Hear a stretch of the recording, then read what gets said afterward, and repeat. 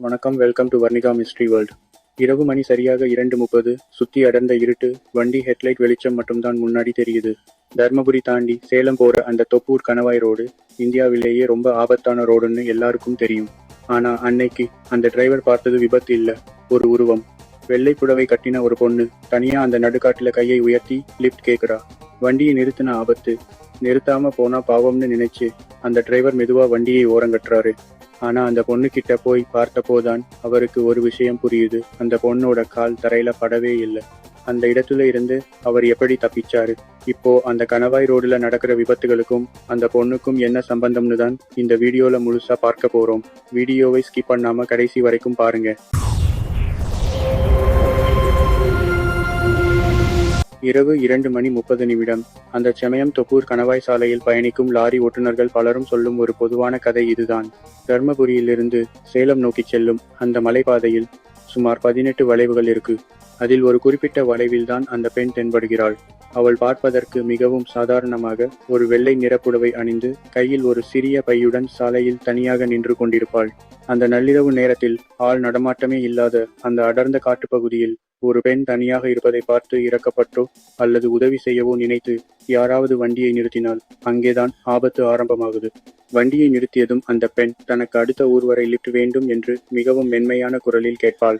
அவளை வண்டியில் ஏற்றிக்கொண்டு சிறிது தூரம் சென்ற பிறகு டிரைவர் பின்னால் திரும்பி பார்த்தால் அங்கே யாரும் இருக்க மாட்டார்கள்.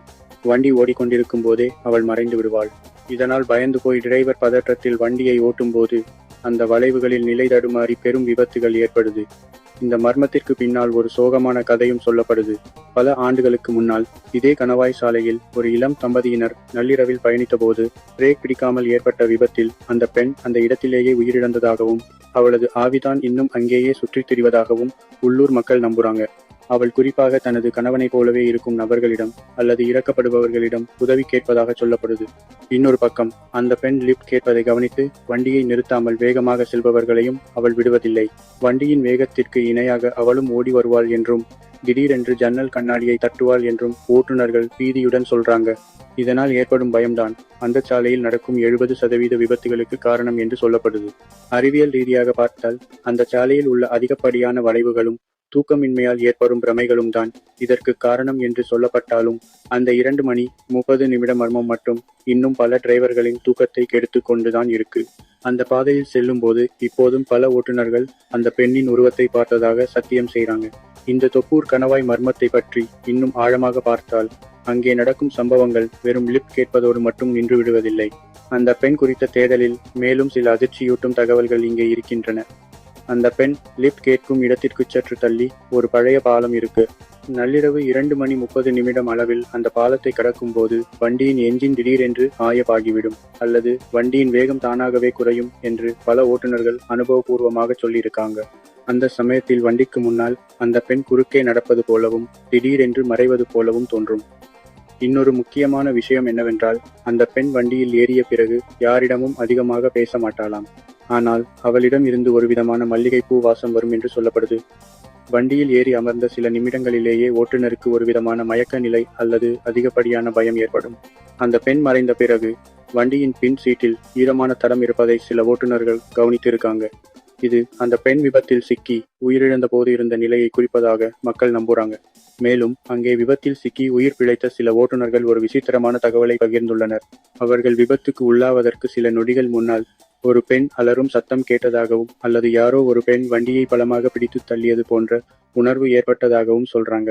அந்த பாதையில் உள்ள ஒரு குறிப்பிட்ட மரத்தில் அடிக்கடி விபத்துகள் நடப்பதை கவனித்த உள்ளூர் மக்கள் அந்த மரத்தில் ஏதோ ஒரு தீய சக்தி இருப்பதாக கருதி அதற்கு பூஜைகள் கூட செய்து இருக்காங்க. இந்த மர்மத்தை தாண்டி அந்த பகுதியில் இருக்கும் நெடுஞ்சாலை ரோந்து காவலர்கள் சில நேரங்களில் விசித்திரமான உருவங்களை கேமராக்களில் பார்த்துள்ளதாக தகவல்கள் கசிகின்றன. குறிப்பாக அதிகாலை 3 மணி வரை அந்த பெண் அந்த பாதையிலேயே தான் நடமாடுகிறாள். சூரிய வெளிச்சம் வந்த பிறகு அந்த இடம் மிகவும் சாதாரணமாக தெரியும். ஆனால் இருட்டு வந்ததும் அந்த 18 வளைவுகளும் அந்த பெண்ணின் கட்டுப்பாட்டுக்குள் சென்று விடுவதாகவே அங்கே பயணிப்பவர்கள் உணர்றாங்க. இந்த கதைகள் ஒரு பக்கம் இருந்தாலும் தொப்பூர் கணவாய் சாலையில் நடக்கும் விபத்துகளை தடுக்க அரசு பல நடவடிக்கைகளை எடுத்து வருது. ஆனாலும் அந்த 2:30 மர்மமும் அந்த பெண்ணின் உருவமும் இன்றும் அந்த பாதையில் பயணிக்கும் ஒவ்வொரு ஓட்டுநரின் மனதிலும் ஒரு பெரிய பயத்தை விதைத்து கொண்டே இருக்குது. அந்த பெண் கேட்பது லிப்ட் மட்டும்தானா? அல்லது யாரையாவது தன்னுடன் அழைத்துச் செல்ல துடிக்கிறாளா என்பது இன்று வரை விடை தெரியாத ஒரு கேள்வியாகவே இருக்கு.